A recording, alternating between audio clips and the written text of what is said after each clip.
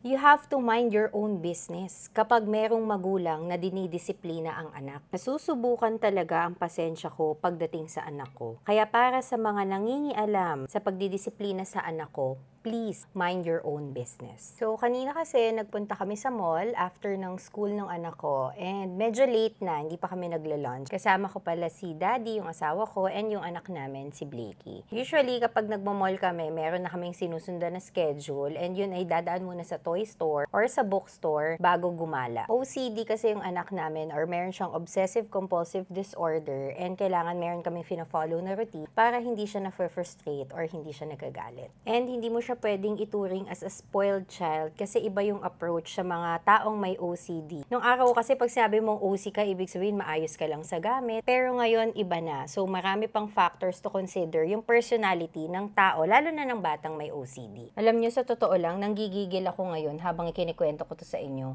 kasi naalala ko na naman yung nangyari kanina. So, dahil gutom na kaming mag-asawa, dinaan na lang namin siya sa bookstore. In short, na skip namin yung toy store. Diba yung routine nga namin? Toy store, bookstore, tapos bahala na kaming gumala. Pero this time, since gutom na kami, dinaanan namin siya sa bookstore and then pumunta na kami sa restaurant para kumain. Natuwa pa kaming mag-asawa kasi pumayag yung anak namin and para sa amin, milestone yun na okay lang na hindi dumaan muna sa toy store and umupo siya sa restaurant. Siguro gutom na rin. Nung dumating yung order niya na fries tsaka chicken tenders, kumain na rin siya. Nung natapos siyang kumain, binuksan niya yung binili niyang book. Pop-up book kasi ito eh. And then nagbasa-basa muna siya. Kaya lang may nangyari.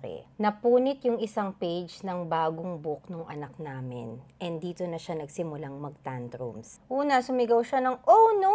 Tapos pinakita niya sa akin yung book. And syempre, wala naman tayong dalang scotch tape or hindi naman natin kayang ayusin yung napunit. Kaya nagtuloy-tuloy na rin yung iyak or yung frustration niya. Syempre, bilang nanay, pakakalmahin ko muna yung anak ko. And ganun din yung ginagawa ng asawa ko. So, kinocomfort namin siya. Sabi namin, "Anak, it's okay. We can fix it later." Ganyan. Ngayon, sa kabilang table, merong isang malaking pamilya. Parang may lolo, may lola, may anak. Actually, may kasama silang bata. Batang babae. I think kaedad ng anak ko and then may newborn baby. I'm guessing nanay yung may dala sa kanya sa carrier. And habang nagtatantrums yung anak ko, nagko-comment sila ng nagko-comment. Sabi nung isa, "Ano ba yan?" So, in-ignore ko kasi baka hindi naman yung anak ko. Kaya lang dumating sa point na, kaya nga iyak ng iyak, nagwawala. Tapos tingin na sila ng tingin dun sa table namin. And then may nag-comment pa, sabi sa, "Dapat yung mga ganyan sinasaway, ang ingay-ingay."